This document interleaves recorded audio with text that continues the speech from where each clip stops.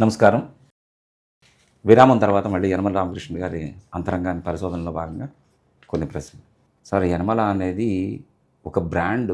ఇప్పుడు సిబిఎన్ గారు మనం ఈ బ్రాండ్ గురించి పాలిటిక్స్లో మాట్లాడుకుంటున్నా 83 నుంచి 89 పీరియడ్ అయిన తర్వాత నుంచి యనమల అనేది ఒక బ్రాండ్గా ఇప్పటికీ వినపడుతుంది. అప్పుడు తూర్పుగోదావరి జిల్లా మొత్తం కనిపించేది, తర్వాత స్టేట్కి ఉండేది. అలాంటి బ్రాండ్ మీద కూడా చాలా వివాదాలు వచ్చినాయి. అట్లా ఎలా ఫేస్ చేయగలిగారు మీరు? అది చాలా బలమైన అంశాల మీద వచ్చినాయి. రాజకీయ నాయకులకి వివాదాలు లేకుండా రాజకీయ నాయకుడు అవ్వేవాడు. అయిన తర్వాతనే వివాదాలు వస్తాయి. ఎంచేతంటే it's a competitive field. Yes. ఈ competitive field we are living in the society. ఇప్పుడు నాయకుడికి 4 రకాలైనటువంటి 4 కారణాల నుంచి అటాక్లు ఉంటాయి.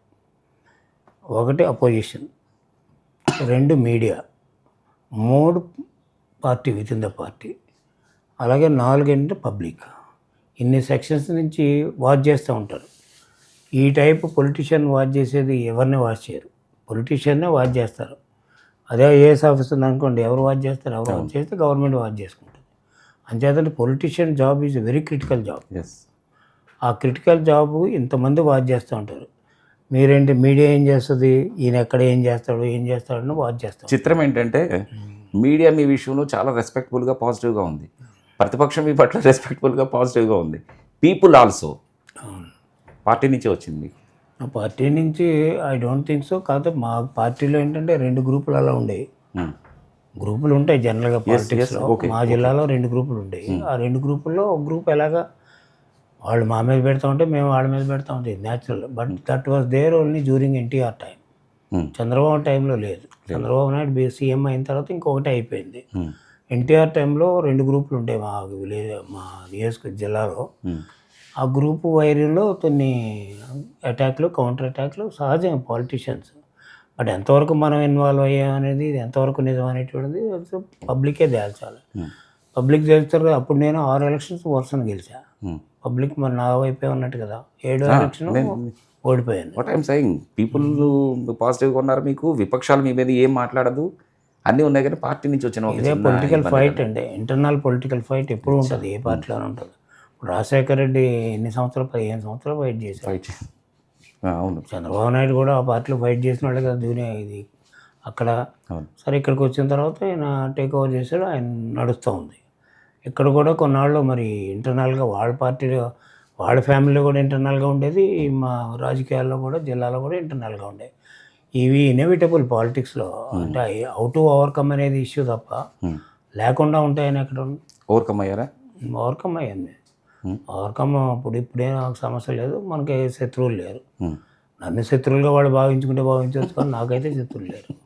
ఆయన అంత అవసరం కూడా లేదు నాకు. ఇంచేత నేను ఒక స్టేజ్లో ఉండేవాడిని కాబట్టి నాకు అవసరం లేదు. సోఫార్ నేను ఎవరిని కూడా ఏది అడగలేదు ఎవరు రాజకీయాల్లో, నాకు ఇది కావాలి. ఎన్టీఆర్ హయాం నుంచి మీరు లాస్ట్ ఎమ్మెల్సీ పదవి కండక్ట్ చేసేవారు, నిర్వహించే వరకు కూడా మీరు అడగకుండానే పార్టీ మిమ్మల్ని అంత దగ్గరికి తీసుకుంది కదా, ఎందుకు గ్యాపించిందంటారు? ఎమ్మెల్సీ కూడా నేను వద్దనే చెప్పాను, నాకు వద్దు ఎమ్మెల్సీ అని. ఎందుకంటే అప్పుడు చంద్రబాబు నాయుడు గారు బస్సు యాత్ర ఉండేది. బస్సు యాత్రలో ఉండి వచ్చాడు ఆయన. అప్పుడు ఖాళీ అయ్యే ఎమ్మెల్సీస్. వీరభద్రరావు ఉండేవాడు అప్పుడు ఎమ్మెల్సీగా, ఎల్ఓపిగా. సరే, వీరభద్రరావు అంటే వీరభద్రరావు డ్రాప్ చేస్తున్నాం, మీరు తీసుకోండి అంటే నాకు వద్దని వెళ్ళిపోయాను సగం దూరం. అప్పుడు కేశవ్ వీళ్ళంతా కలిపి ఎవరొకరు సీనియర్ లీడర్ ఉండగలగదని వీళ్ళు పట్టుబడితే మళ్ళీ సార్ ఫోన్ చేసి వెనక్కి పిలిపించి నాకు వద్దంటున్నాను కదా. నాకు అప్పటికి అవసరం కూడా కదా సార్, కొంచెం వాళ్ళ అవసరం అని, నాకైతే అవసరం లేదు. వద్దులేని మంత్రి చేశాను కదా, ఇంటికి ఎమ్మెల్యే ఇంకొకరికి ఇవ్వండి అన్న. అప్పుడు బలవంతాన్ని ఇది లేదు నువ్వు ఉండి అందరూ అడుగుతున్నారు కదా అంటే, సరేలేండి మీ ఇష్టం అన్నా. అట్లాగే ఏ సందర్భంలో కూడా ఎవరిని నేను ఇది అడగలేదు ఇప్పటికీ. అడగకుండానే అన్నీ వచ్చాయి. ఏదైనా 89లో మాత్రం ఒకసారి చంద్రబాబు నాయుడు గారు అప్పుడు ఏదో సీటు కూడా వస్తే అప్పుడు ఆయన సపోర్ట్ చేశారు. అంతే తప్ప ఇంకెప్పుడు ఎవరిని అడగలేదు. ఆయన్ని అడగలేదు, నేను స్పీకర్ ఇమ్మని అడగలేదు, మంత్రి ఇమ్మని అడగలేదు, ఎప్పుడు ఏది అడగలేదు. ఎన్టీఆర్ని కూడా మంత్రి ఇమ్మని అడగలేదు. మీ సామర్థ్యాన్ని గుర్తించి పార్టీ ఇవ్వడం, ఏదో సామర్థ్యం ఏదో మొత్తాన్ని గుర్తించి బీసీ అనో ఏదో ఇచ్చారు, చదువుకున్నాడు. బీసీలో దొరకరు కదా. అంటే అందులో నాకు ఏదో ధ్వని వినబడుతుంది, మీరు స్పష్టంగా చెప్పాలి. జనరల్గా ఏంటంటే background backward class. BC. Okay. Backward క్లాస్లో హై ఎడ్యుకేషన్ ఉన్నవాళ్ళు కొంచెం తక్కువ ఉంటారు. తర్వాత ఏంటంటే లోకల్గా బేస్ ఉన్నవాళ్ళు ఉండాలి. మాకంటే బేస్ ఉంది తుని వేసుకోవాలి. మా వాళ్ళే రాజులు వాళ్ళంతా అక్కడ గెలిచిపోతే వచ్చేవారు. అంచేత బేస్ ఉంది కాబట్టి మనం అయితే గెలుస్తామనే ఉద్దేశంతో ఇచ్చారు. అలాగే ఎంటర్ అయ్యాం. యాక్చువల్గా అయితే నాకు పాలిటిక్స్ ఇప్పటికి కూడా పెద్ద ఇంట్రెస్ట్ ఉండదు. సరే తప్పదు కదా, మా పార్టీలో ఉన్నంతకాలం పార్టీకి సేవ చేయాలంతే. నాదెల్ భాస్కర్ టైంలో కూడా చాలామంది నా గురించి ట్రై చేశారు. పోతే ఎథికల్గా మారల్గా ఉండాలి తప్ప కుదరదు. అలాగే చిరంజీవి టైంలో కూడా కొంతమంది ట్రై చేశారు. అందరినీ ట్రై చేశారు, నా దగ్గర రాలేదు అసలు. నేను మారడం తెలిసి ఆల్రెడీ. సరే ఉన్నాం. సరే, ఇందాక మీరు ఒక మాట అన్నారు, పార్టీ స్ట్రాంగ్గా ఉండడానికి అందులో కూడా ఒక రిజర్వేషన్, యూత్ రిజర్వేషన్ నేను ప్రపోజ్ చేసాము, దాని మీద గట్టిగా ఫైట్ చేసాము, అది ఇప్పుడు ఇంప్లిమెంట్ అవుతుంది అనేది. అందులో భాగంగానే క్రమక్రమంగా సీనియర్లు అందరూ దూరం అవుతున్నారంటారా పార్టీకి? సీనియర్లు దూరం అవ్వడం కాదండి, సీనియర్లు కొద్దిగా అకామిడేట్ చేయాలి, దూరం కాదు. ఐ మీన్ అంటే సీనియర్స్ అకామిడేట్ చేయాలి. ఇప్పుడు ఫర్ ఎగ్జాంపుల్ తుని కాన్స్టిట్యున్సీ నేను పోటీ చేస్తానంటే మా సార్ ఇప్పుడు కాదని అండు. మొన్న కూడా నేను ప్రెస్ చేశాను పోటీ చేయండి అని అన్నిసార్లు. 2009లో ఒక సిస్టమ్ పెట్టుకున్నాను, వదిలేశాను. తర్వాత ఎప్పుడు చేయమన్నా కానీ నేను చేయను అని చెప్పేవాళ్ళు. ఎవరినో పెట్టాం, 2 ఓడిపోయారు. మొన్న కూడా మీరు పోటీ చేయండి అని నేను చేయను అన్నా. ఎందుకంటే ఒక సిస్టమ్ అడాప్ట్ చేసుకున్న తర్వాత నాకు ఒక పద్ధతి ఉంటుంది. అందులోకి ఇప్పుడు మనీ పాలిటిక్స్లో మనం తట్టుకోవాలి ఈ పాలిటిక్స్కి. సరే మీరు ఎవరిని పెడతానంటే పెట్టుకుంటున్నా, మీ అమ్మాయిని పెడితే ఎలా ఉంటే పెట్టండి, మామూలు గెలుస్తుందని చెప్పి పెట్టారు. అంచేత సీనియర్స్ని దూరం పెట్టాం కదా, seniors themselves should accommodate the juniors. That is my system. అంటే ఇక్కడ రెండు రకాల 2007లో నేను దేవేంద్ర గౌడ్ మేమంతా మహానాడు మీటింగ్ అవుతాం, నేనే మాట్లాడా స్పీచ్లో. వాళ్ళందరూ నా మీద కలబడ్డారు, నీకేం బాగా చెప్తావు అని. అది కాదయ్యా, మనకు పని చేయడానికి ఇంకా ఉన్నాయి, నేషనల్ లెవెల్ వెళ్ళొచ్చు, లేకపోతే పార్టీ లెవెల్లో పని చేయొచ్చు, ఇవన్నీ ఉంటాయి కదా, ఇది ఒకటైనా మిగతా వాళ్ళు కూడా అకామిడేట్ చేయకపోతే. నా పాలసీ ఏంటంటే సఫికేషన్ ఉంటుందండి కింద లీడర్స్కి. నేను ఎమ్మెల్యేగా ఉన్నాను అనుకో, 6 సార్లు ఉన్నా, మా దగ్గర ఉన్నా లేకపోయినప్పుడు కింద సఫికేషన్ ఉంటుంది. రాజకీయాల్లోకి ఎందుకు వస్తాడని వాడు, సర్పంచ్ అయినవాడు జిల్లా పరిషత్ ఎమ్మెల్యే అవ్వాలి, ఎమ్మెల్యే ఎంపీ మంత్రి అవ్వాలనుకుంటాడు. అంచేత అది ఆ ఛానల్ వాడు మెయింటైన్ చేస్తూ ఉంటాడు, కోరుకుంటుంది. మనకెంత కోరుకుందో వాడికి కింద వాడికి అంతే కోరుకుంటుంది. ఆ కోరికను మనం సపరేట్ చేసిన వాళ్ళు అవుతాం, మన లాంగ్ టైం ఉంటే. అది మన ఏడకాలకు చెప్పాను, సఫికేషన్ ఉంటుంది కింద వాళ్ళకి. ఆ సఫికేషన్ కొన్ని చోట్ల ఉండొచ్చు, కొన్ని చోట్ల లేకపోవచ్చు. ఆల్టర్నేటివ్ లేకపోతే ఉండదు. ఆల్టర్నేటివ్ ఉన్నప్పుడు సఫికేషన్ ఉంటుంది. ఉన్నప్పుడు ఏంటంటే ఆ సఫికేషన్కి మనం దారి చూపించకపోతే రివర్స్లోకి వెళ్తారు, ఇంకో పార్టీకి పోతారు. ఇంకో పార్టీకి పోతే మనం నష్టపోతాం కదా. ఆ థీరీలో నేను మొదటి నుంచి అదే థీరీ నాది. అంచేతంటే మనం పెద్దవాళ్ళు అయిన తర్వాత, ఇప్పుడు ఎర్రమనాయుడు లేడు కానీ, ఎర్రమనాయుడు ఉన్నా అతను కొడుకు అకామిడేట్ చేస్తూ ఉండాలి. ఇప్పుడు మా అమ్మాయికి అకామిడేట్ చేసాం, ఆవిడ 3 నా ప్రశ్న అది కాదు కదా సార్. యనమల లెగసీని కంటిన్యూ చేయడానికి దివ్య మేడంకి ఓకే ఆపర్చునిటీ ఇచ్చారు, సీనియర్ మోస్ట్, మీరు ఇప్పుడు దాకా సర్వీస్ చేసిన దానికి గుర్తింపు. అసలు ముందు మాతృకకు ఉండాలి కదా, ఖాళీగా పెట్టారేంటి అని నా అనుమానం. ఎవరిని? మిమ్మల్ని. నన్ను ఖాళీగా, నేను పాలిట్ బ్యూరో మెంబర్ ఎప్పటి నుంచో. పాలిట్ బ్యూరో మెంబర్ అనేది పార్టీ ఉపయోగించుకునే సర్వీస్ సార్. అవును, పీపుల్ పాయింట్ ఆఫ్ వ్యూలో ఉంటుందిగా. ఉంటుందంటే మంత్రి మరి మా అమ్మాయికి విప్పించారు, గవర్నమెంట్ విప్పించారు. అంటే ఇంత సీనియర్ మోస్ట్ని అట్లా అలా కాదు. ఇప్పుడు మనమే పర్మనెంట్గా ఉండాలని సూటిగా అడిగేస్తాను సార్. రాజ్యసభ మీకు ఇంట్రెస్ట్ ఉంది? అవును, ఉంది, కరెక్టే. పార్టీకి ఎట్లా కమ్యూనికేట్ చేశారు మీరు? నేను కమ్యూనికేట్ చేయను. మరి ఎట్లా? మన సీనియారిటీని బట్టి ఇవ్వాలనుకుంటే ఇవ్వాలంతే. అట్లా అన్ని సిచ్యుయేషన్స్లోనూ అదే పద్ధతి ఉంటుంది. నేను ఇందాకే చెప్పాను కదా, నేను ఏ పదవి అడగలేదు ఎవరిని. చంద్రబాబు నాయుడుకి నాకు అంటే ఏంటో తెలుసు, నేనంటే ఏంటో. అంటే సిబిఎన్ సార్ కూడా పరిస్థితులకు అనుగుణంగా మారుతున్నారు కదా సార్, మీరు మారినంటే నేను మనకి ఇప్పుడు ఒక స్టేజ్లో, యంగ్ స్టేజ్లో ఉంటే అంటే నేను ఎందుకు అడుగుతున్నానంటే, మీకు వ్యక్తిగతమైన పదం అని కాదు, అది పార్టీకి అవసరం కదా ఇప్పుడున్న పరిస్థితుల్లో. అవసరం అంటే పార్టీ ఆ ఇంటెలెక్చువల్ తీసుకెళ్ళాలి కదా, అక్కడ కూర్చోబెట్టవలసింది. పదవి ఉన్నా లేకపోయినా పార్టీకి నేను మామూలుగా సర్వీస్ ఇస్తారు, సర్వీస్ చేస్తాం. పార్టీ పదవి ఉండాలని ఏం కాదు. యాక్చువల్గా నిన్న నాకు ఒంట్లో బాగాలేదు, మళ్ళీ ప్రమాణ స్వీకారం అంటే వెళ్ళాను, అన్నీ చెప్పొచ్చేసాను, సార్కి చెప్పొచ్చాను, నేను ఒంట్లో బాగాలేదు వెళ్ళిపోతున్నాను. అంచేతంటే మా కోణంలో పార్టీ ఆలోచించే పరిస్థితి ఉంది ఇప్పుడు. వాళ్ళు ఆలోచించుకోవాలి. ఇప్పుడు మీరేం ఆలోచిస్తున్నా నేనేం చెప్తాను?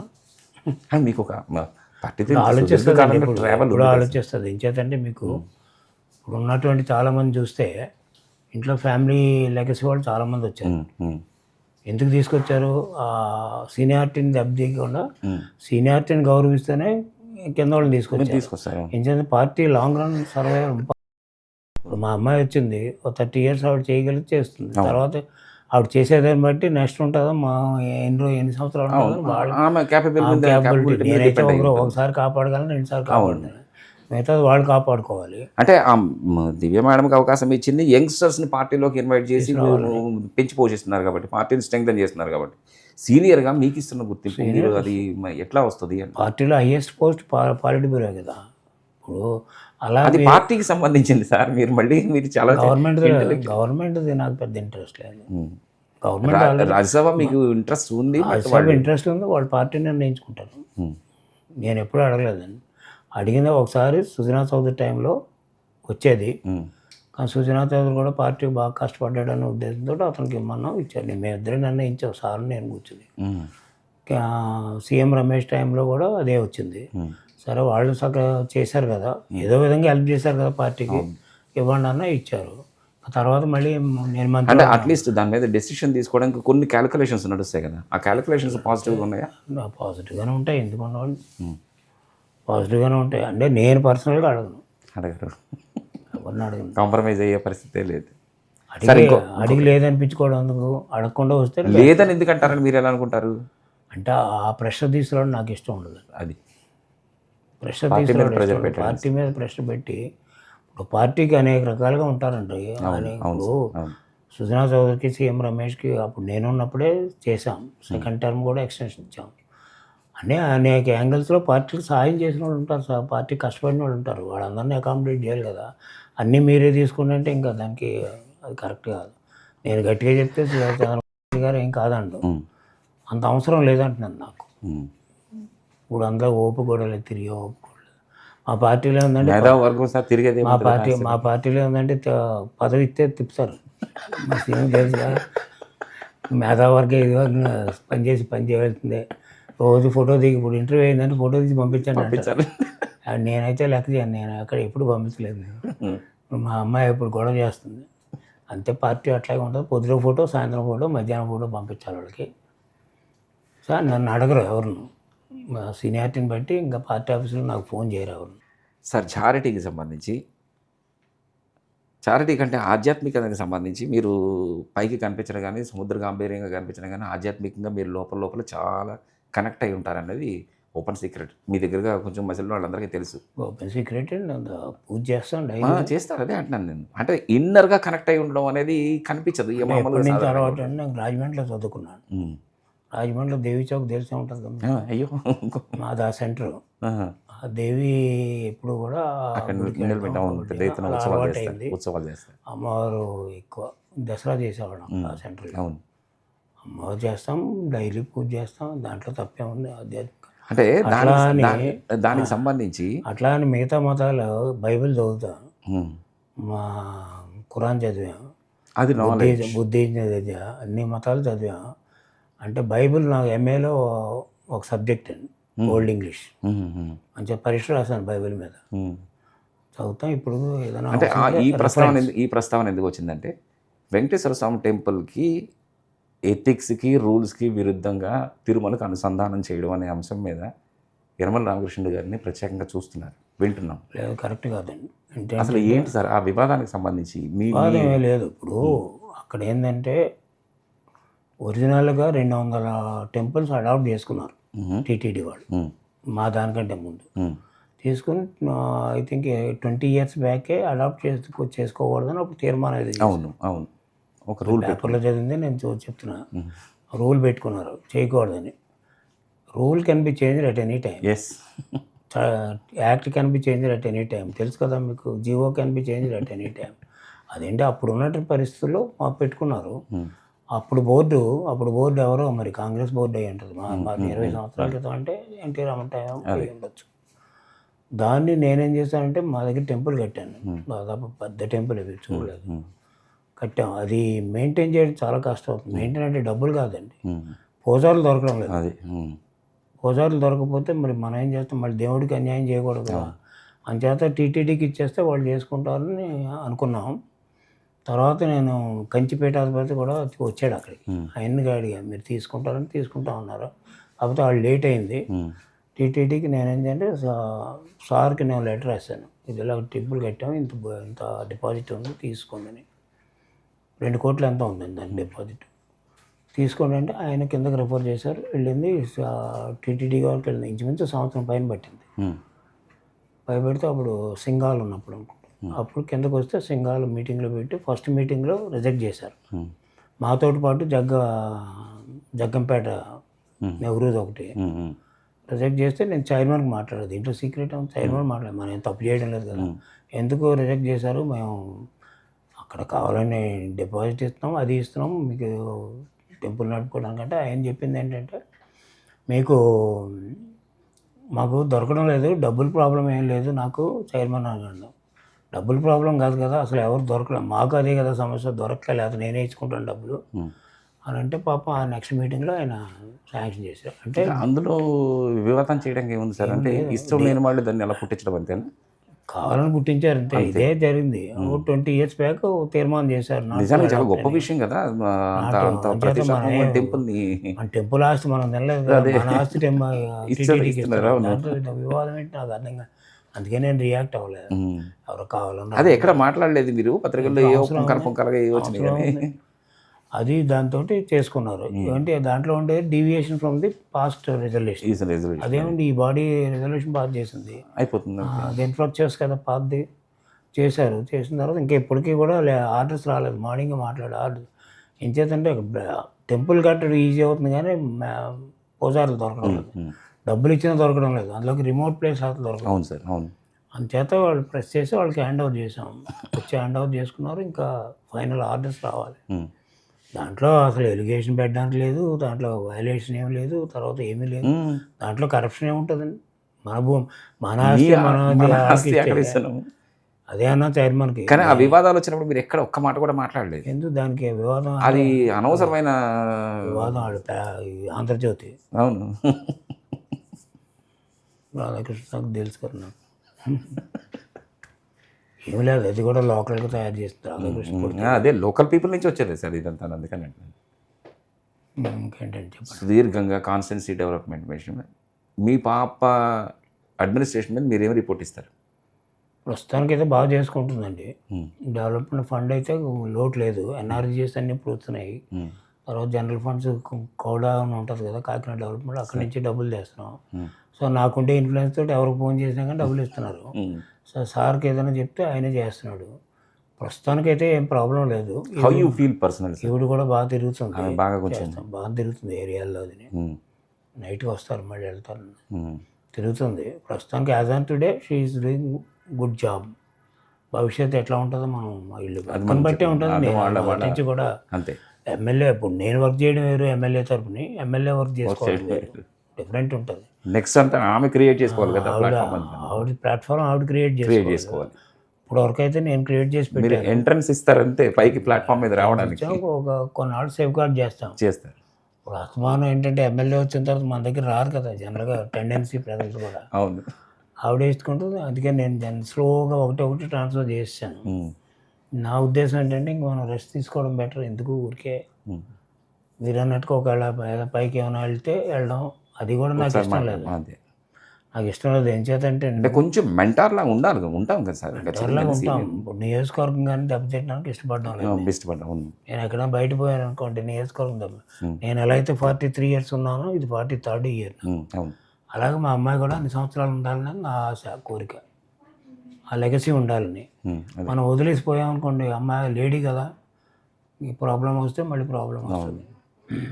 నాకేంటంటే కొంచెం పూర్తిగా అవగాహనకు వచ్చే వరకు కొంచెం మెంటల్. మీకు ఏంటంటే ఫస్ట్ ఎలక్షన్ అయిందండి, సరే second election for her is very crucial. Madam dynamic sir మీకు అనిపిస్తుందా? బాగా డైనమిక్. మీకంటే చాలా షార్ట్ పీరియడ్లోనే కాన్సెప్ట్స్ మీద గ్రిప్ వచ్చేస్తుంది. మీరే అంటారు కానీ నా దగ్గరికి రావట్లేదండి. నా దగ్గర రాను, ఆవిడ బాగానే హ్యాండిల్ చేసుకుంటుంది. ఆవిడ ఇంటర్మీడియట్ చదివేటప్పుడే హైదరాబాద్లో కారు డ్రైవ్ చేసుకుంటుంది. ఆవిడ MBA, బీటెక్ MBA. అవును. సత్యంలో కొన్నాళ్ళు ఉద్యోగం చేసిందండి సత్యం. జాబ్ చేశారా? ఓకే. తర్వాత పెళ్ళి అయిన తర్వాత మార్పించేసాం. ఆయన కూడా ఇప్పుడు commissioner, chief commissioner income tax ఉంటారు. వాళ్ళు చేసుకుంటారు, ఎవరిదో వాళ్ళు చేసుకోవాలని ఒకళ్ళు పూజ చేయండి. అంటే పొలిటికల్గా చాలామంది ఎమ్మెల్యేలు, చాలామంది మినిస్టర్లు చారిటీ చేస్తున్నది బయటకు వస్తుంది సార్. నాకు కూడా తెలియదు నిజంగానికి. నేను ఆ జిల్లా వాడిని, మీ దగ్గర పుట్టిపోయిన ఆ జిల్లాలో పరగడాల్లో తిరిగినా కానీ యనమల గారికి చారిటీ ఉందా, చేశారా అని నాకు ఆశ్చర్యం వేసింది. యనమల ఫౌండేషన్ ఉందండి. ఎందుకు అంతగా? 2 ఉన్నాయండి. ఒక టెంపుల్ కట్టాను, ఒకటేమో యనమల ఫౌండేషన్ పెట్టి పిల్లలకి స్కాలర్షిప్లు ఇస్తాం. ఇప్పుడు కంటిన్యూ అవుతుంది సార్ అందులో యాక్టివిటీ? కంటిన్యూ. వాళ్ళు మీకు తెలిసిన వాళ్ళ చేత డిపాజిట్ చేయించాము. అప్పుడు వాటితోటి అందరికి సర్దాం, మాకు కొంత పెట్టాం. టెంపుల్ అయితే నా సొంత డబ్బుతో కట్టాం. అవును అవును అవును, టెంపుల్ ఐడియా ఉంది సార్. కేవలం మన లైఫ్లో అయ్యే మిగులుతాయండి, పెద్ద కోరికలు ఏం లేవు. ఒక మెసేజ్ మీ వైపు నుంచి. ఆల్మోస్ట్ 75 ఇయర్స్ ఇప్పుడు మీరు 75లో అడుగు పెడతారు. మే 12th అయితే 75లోకి పెడతారు, అడుగు పెడతారు. పొలిటికల్గా పీపుల్కి, ఏపీ పీపుల్కి ఒక మెసేజ్ ఇవ్వండి సార్ సీనియర్. అంటే పొలిటికల్గా అంటే there should be big change in politics అండి. ఓకే. పాలిటిక్స్లో చేంజ్ రాకపోతే ఇప్పుడున్న తంతే నడిస్తే మాత్రం రాష్ట్రం, దేశం చాలా నష్టపోతుంది. ఎందుకంటే ఇది అంతా కాంపిటేటివ్ వరల్డ్. ఈ కాంపిటేటివ్ వరల్డ్లో లీడర్ కూడా కాంపిటేటివ్గా పనిచేయాలి, చేస్తున్నారు. కొంతమంది చేస్తారు, కొంతమంది చెప్పారు. అది గ్రాస్ రూట్ లెవెల్ నుంచి అవ్వచ్చు, సీఎం అవ్వచ్చు, ఎమ్మెల్యే అవ్వచ్చు, ఎవరైనప్పటికీ కూడా లీడర్కి ఒక ఛాలెంజ్ ఇప్పుడు ఉండేటువంటి పాలిటిక్స్లో. పూర్వం ఏంటంటే పెద్ద లేదు, ఎవడో పెత్తందారు కానీ ఆ కుటుంబాలు కానీ దొరికే కావు పోటీ చేయడానికి. ఇప్పుడు ప్రతి ఒక్కళ్ళు కూడా పోటీ చేయడానికి రెడీగా ఉన్నారు, ఇర్రెస్పెక్ట్ ఆఫ్ ఎకనామిక్ స్టేటస్. ఆ ఉన్నటువంటి దాంట్లో ఏంటంటే ఈ కాంపిటేటివ్ ఫీల్డ్లో ఎవరైతే కాంపిటీషన్ ప్రూవ్ చేసుకోగలుగుతారో వాళ్ళే నిలబడతారు. పబ్లిక్ రిలేషన్స్ ఎవరైతే బాగా మెయింటైన్ చేయగలరో వాళ్ళు నిలబడతారు. తర్వాత ఆనెస్టీ కూడా ప్లే చేస్తుంది. కరప్షన్ నెగిటివ్ ప్లే చేస్తుంది, ఆనెస్టీ పాజిటివ్ ప్లే చేస్తుంది. Sir sorry for the interruption. Ethics అసలు లేకుండానే నడుస్తుంది సొసైటీ అంతా అనేది నా కామెంట్. మీరు దానికి ఏమంటే? అంటే అందరిని అనలేము. ఎథికల్ వాల్యూస్ కంటే మనీ వాల్యూస్ పెరిగాయి. మనీ వాల్యూస్ ఎప్పుడైతే పెరుగుతాయో ఎథికల్ వాల్యూస్ తగ్గిపోతాయి. మనిషి అడ్డుదారిని సంపాదించడానికి ప్రయత్నం చేస్తున్నాడు. అదేవిధంగా కరెక్ట్గా వెళ్తే అంత తొందరగా సంపాదించలేడు. మీకు ఇది లాంగ్ రన్లో మన జనరేషన్స్కి, సొసైటీకి చాలా ప్రమాదం కదా సార్ ఇది. డెఫినెట్గా ఇట్ ఈస్ డేంజర్. అందుకనే ఈ కంట్రోల్ చేసేటువంటి గవర్నమెంట్లు కూడా జాగ్రత్తగా ఉండాలి. గవర్నమెంట్ ఏముందండి, మెషినరీ, బ్యూరోక్రాటిక్ మెషినరీ అంతా చేసేది అంతా. గవర్నమెంట్ ఏంటి పాలసీ తయారు చేస్తారు అంతే. నేను అన్నాను కదా 40 సంవత్సరాలు గవర్నమెంట్లో. బ్యూరోక్రసీ కింద గ్రాస్ రేట్ల నుంచి పై వరకు కూడా బ్యూరోక్రసీ చేతిలోనే ఉంటుంది, అడ్మినిస్ట్రేషన్ అంతా. మనం ఎంత చెప్పినా కానీ వాడికి నచ్చినట్టు బిహేవ్ చేస్తూ ఉంటాడు. అంచేతంటే from bottom to top change ఉండాలి. ఆ చేంజ్ రాకపోతే పబ్లిక్ తోటి రెవల్యూషన్కే అవకాశం ఉంటుంది ఎప్పుడు కూడా. హిస్టరీ అదే చెప్తుంది ఎప్పుడు కూడా. అంచేత వేళ ఒక హిస్టోరియన్ రాశాడు, ఎందుకంటే హిస్టరీలో ఎప్పుడు కూడా పాస్ట్ ఇన్సిడెంట్లు గుర్తుపెట్టుకోవాలి. పాస్ట్ ఇన్సిడెంట్లు గుర్తుపెట్టుకుని వాళ్ళు సెటరైట్ చేసుకుంటూ ముందుకెళ్తే you create a good history. That is what that historian says. అలా కాకుండా మీరేదో సొంతంగా నా హిస్టరీ నేను చేసుకుంటానంటే you may fall down soon. ఇప్పుడు సమాజంలో నేను చెప్తాను, నేను పార్టీలో కలవనంతసేపు నాకు స్వాతంత్రం ఉందండి. సారీ, ఒక పార్టీలో కలిస్తే, ఒక అసోసియేషన్లో కలిస్తే, ఒక క్లబ్లో కలిస్తే నాకు ఇండివిజువాలిటీ పోతుంది. బికాజ్ అసోసియేషన్ కండిషన్స్ అన్ని మనం ఇన్ఫ్లుయెన్స్ చేస్తాయి. నీకు మనకి ఇష్టం లేకపోతే అసోసియేషన్ బయటకు వచ్చేయాలి అంతే. అలాగే political party it is not recognized by the constitution. Only రాజకీయంలో రాజ్యాంగం ఏం చెప్తున్నాడు, అసోసియేషన్ అని చెప్తుంది. అసోసియేషన్లో ఉన్నంతసేపు అసోసియేషన్ కొన్ని గైడ్ లైన్స్, కొన్ని ప్రిన్సిపల్స్ ఉంటాయి. అది కట్టుబడి ఉంటేనే మన దాంట్లో ఉండాలి. కట్టుబడి లేకపోతే బయటకు వచ్చి మనం మాట్లాడుకోవాలి. అంతేగాని నేను పార్టీలో ఉన్న ఇష్టం వచ్చినట్టు మాట్లాడుతుంటే కుదరదు. ఇప్పుడు ఏమైందండి, డిఫెక్షన్లా ఉంది. యాక్చువల్గా సుప్రీంకోర్టు డెసిషన్ ప్రకారం అయితే విప్పు జారీ చేసినప్పుడు కూడా, విప్పు జారీ చేస్తాం కదా మనం, డిబేట్లో మన ఇష్టం వచ్చినట్టు మాట్లాడమంది. ఓటు వచ్చేటప్పుడు నువ్వు ఆ పార్టీ సుప్రీంకోర్టు జడ్జిమెంట్ ఆ defections it is become a default law. విచిత్రం, ఇక్కడ వాళ్ళు అక్కడ పోతున్నారు, అక్కడ వాళ్ళు ఇక్కడ పోతున్నారు. డిఫెక్షన్ లా వచ్చిన తర్వాత ఎక్కువ డిఫెక్షన్స్. రాజీవ్ గాంధీ ఒక ఎందుకు తీసుకొచ్చాడు, అది ఒక ఎందుకు పనిచేస్తుంది. నిన్న మొన్న మరి యాప్లో వాళ్ళు 7 పోయారు రాజ్యసభ మెంబర్లు. అయితే వాళ్ళకి ముద్ర వేసేసాడు వైస్ ప్రెసిడెంట్. అంతే. ఎలా వేస్తాడు ముద్ర? ఒక పార్టీలో గెలిచి ఇంకో పార్టీలో పోతే ముద్ర వేసినాయి. ఇది కూడా పాయింట్గా తీసుకుంటాను సార్, ఈ కామెంట్ తీసుకుంటాను నేను. తీసుకొచ్చా డిఫెక్షన్ లా తీసుకో, నాకు అభ్యంతరం. అంటే మన ప్రెసిడెంట్నే అంటే ఆల్మోస్ట్ ఆల్ చట్టం అనుకో anti defection law is become a defective law. అంతే. దాని మీద ఆర్టికల్స్ కూడా రాశాను, చాలామంది రాశారు. అవి అంటే అవసరమైతే అమెండ్ చేయాలి. అమెండ్ చేయడానికి ఎవరికి ఇష్టపడలేదు. అన్ని పార్టీలు చేసే పని అదే కదా, ఇంకెందుకు చేస్తారు? విన్నారుగా, ఏ సమాధానం అయినా సరే కుండబద్దలు కొట్టినట్టు ఉంటుంది యనమల రామకృష్ణ గారితో. ఆయన సర్వీసులు ఇంకా రాష్ట్రానికి చాలా అవసరం ఉంది. పార్టీ కూడా ఆయన గుర్తించి రాజ్యసభలో కూర్చోబెట్టగలిగితే కనుక రాష్ట్రానికి చాలా మేలు జరుగుతుందన్న ఒక చిన్న ఆశతో ఈ ఇంటర్వ్యూని ఇక్కడితో ముగిద్దాం. నమస్కారం.